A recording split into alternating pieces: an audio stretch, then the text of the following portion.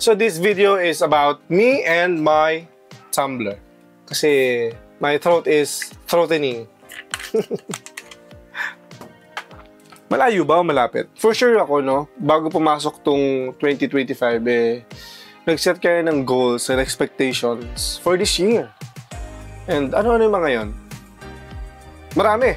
As for me, syempre, goal ko and expectations ko is mahit yung at least be realistic lang, no? Realistic lang. Realistic lang. At least 1,000 subscribers or more than that.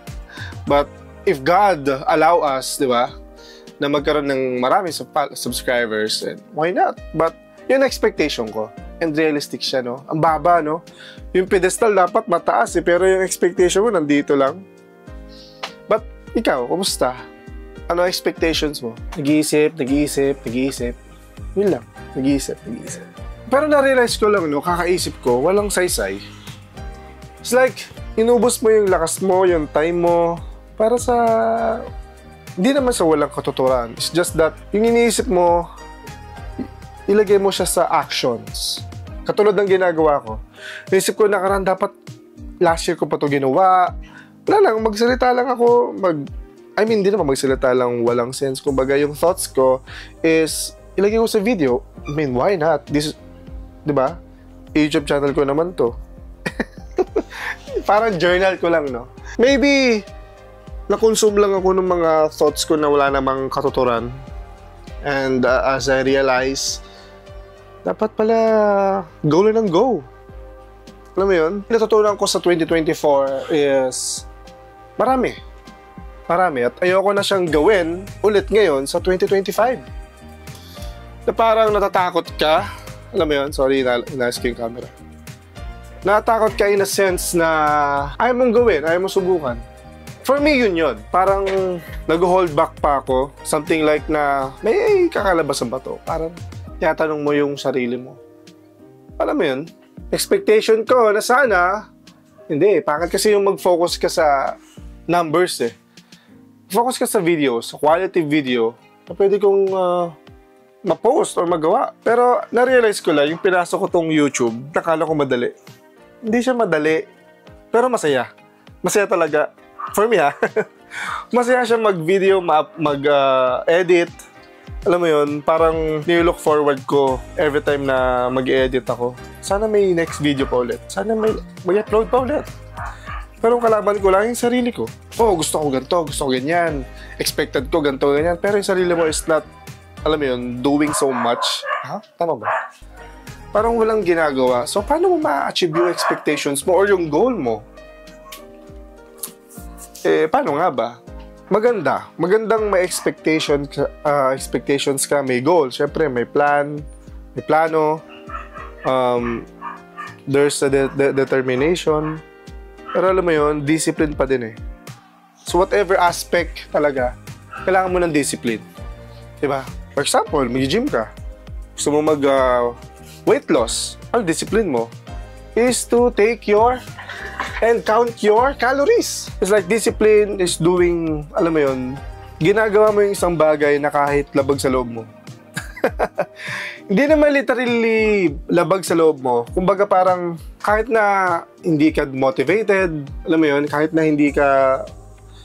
under the weather ka, yung under the weather yung pakiramdam mo, hindi ka ganado, alam mo yun. Pero ito, ang daling sabihin, at sobrang daling sabihin, kung hindi naabot yung expectation mo, don't get frustrated, alam mo yun, ang dami kong nababasang ganun, which is totoo naman.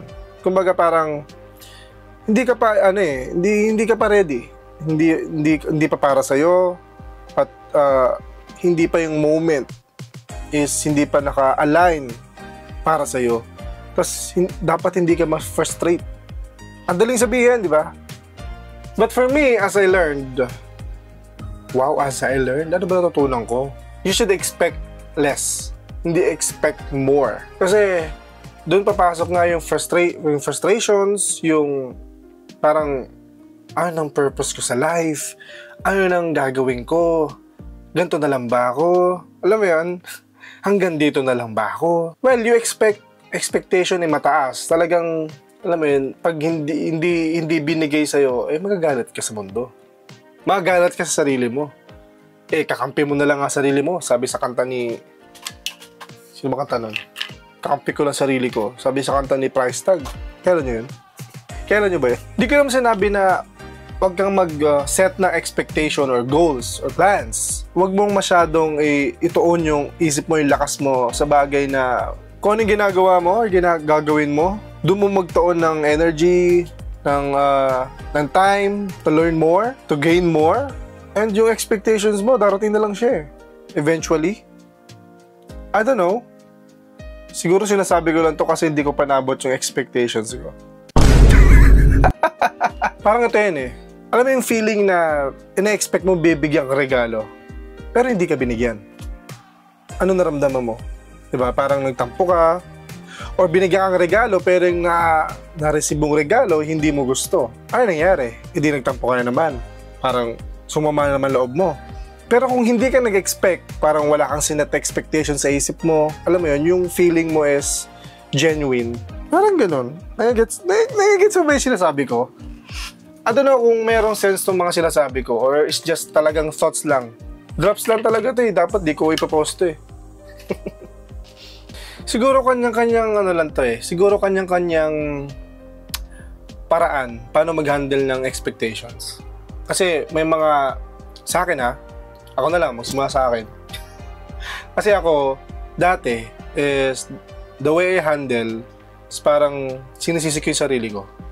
Ba't hindi nangyari yun? Kasi ganito yung nangyari. Meron kang reflection. So meron kang reflection, ano bang ginawa ko? Naging tamad ba ako? Or hindi ba ako naging okay sa pag-handle ng oras ko, ng money, or ng energy? Saan ba napunta? Ano pinagagawa ko? Parang ganun. So, and then, merong ibang tao na, sinisisi ko yung sarili ko Pero kanya-kanya yan Ikaw, paano ba sa'yo? Paano mo siya hina-handle? Sabi kasi, expectation is strong hopes or belief na mangyayari siya in the future. In the future. Diba? So, how to deal with your expectations? Simple lang. Ang dami kong sinasabi, simple lang pala. Narealize ko na dapat pala yung trust o yung hope hindi naka-angkla sa akin. It's on Him. Kay God. Kay Lord. And parang hindi siya madali. Hindi siya parang na-accept mo siya in the very beginning. But it's a process. Ano man mangyari, ano man mangyari, whether good or bad, alam mo, nasa magandang kalagayan ka. Nabot mo man yung expectations mo, hindi, is safe ka. And as I end this video, maraming salamat sa panood. Sana may natutunan ka. Sana may sense yung mga sinabi ko, alam mo yun. But remember is, there's one person na pwede mong maasahan all the time. Is not you, is Him. Maraming salamat sa panood. Hanggang sa muli, me and my Tumblr. Yeah, boy!